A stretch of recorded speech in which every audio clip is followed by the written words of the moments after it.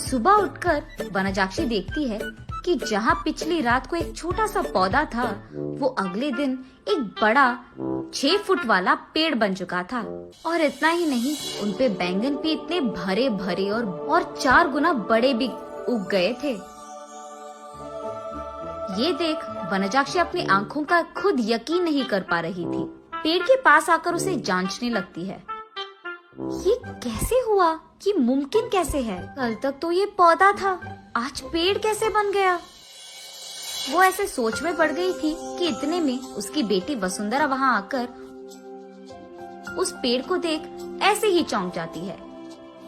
कुछ देर बाद वो हार मानकर कुछ बैंगन को लेकर उनका भरता बनाती है। बस वो भरता स्वादिष्ट था। उस स्वाद पे फिदा होकर माँ बेटी दोनों बचे कुछ बैंगनों को उनके आजू बाजू पड़ोसी लोगों में बांट देते हैं। अगले दिन उस बैंगन के स्वाद पे फिदा होकर बार बार वनजाक्षी के घर आकर उनसे बैंगन पूछते हैं। और इतना ही नहीं, जितने बैंगन को कल वो पेड़ से तोड़े थे, उतने ही बैंगन अगले दिन वापस उग गए थे। ये देख माँ बेटी दोनों आश्चर्यचकित हो जाते हैं। तब दोनों फैसला करते हैं कि इन बैंगनों को मुफ्त में नहीं देना है। ये कहकर बेचते हैं कि ये जादुई पेड़ है और इसके बैंगन बहुत स्वादिष्ट हैं। ऐसे वो बैंगन दुगने रेट में बिक जाते हैं।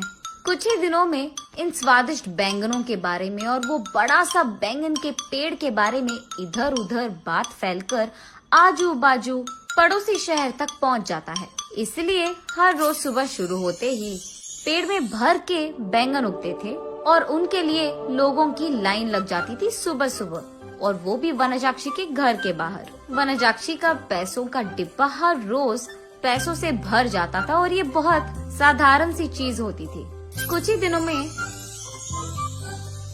वनजाक्षी का नाम बैंगन से जुड़ गया और सब उसे बैंगन बेचने वाली वनजाक्षी करके बुलाने लग गए। और इतना ही नहीं, वो बहुत कम समय में उस सारे गांव में सबसे अमीर बन जाती है। बड़ी सी बंगला बनवाती है और उस बैंगन के पेड़ के चारों ओर बाड़ लगवा देती है और उस पेड़ के पास एक सिक्योरिटी गार्ड को भी रख लेती है। एक दिन वसुंधरा वनजाक्षी के पास जाकर ऐसे कहती है, माँ, रातों रात एक छोटा सा पौधा इतना बड़ा पेड़ कैसे बन गया? और ऊपर से अगर सारे के सारे बैंगन हमने तोड़ दिया तो भी अगले दिन उनके जगह में उतने ही भर के बैंगन उग जाते हैं। ये कैसे मुमकिन है?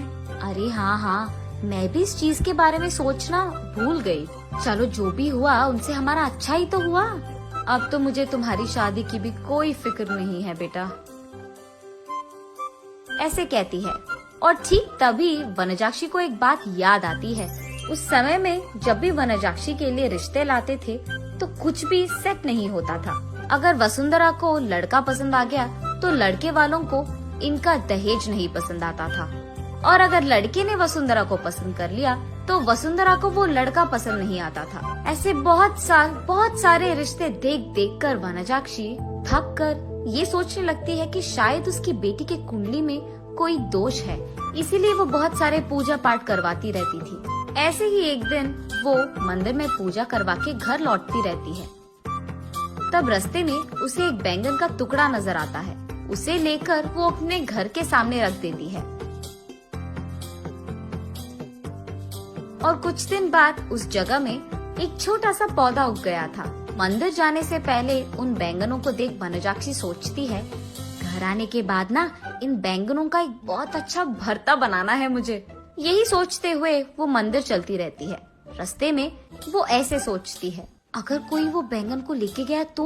वो फैसला करती है कि जल्दी जल्दी वो मंदिर जाकर भगवान की प्रार्थना करके बाहर आ जाएगी। वापस आते वक्त उसे रास्ते में एक साधु नजर आते हैं। उनके पास जाकर वो ऐसे पूछती है, स्वामी, मैं मेरी बेटी की शादी करवाने के लिए बहुत कोशिश कर रही हूँ, लेकिन नहीं हो रहा है।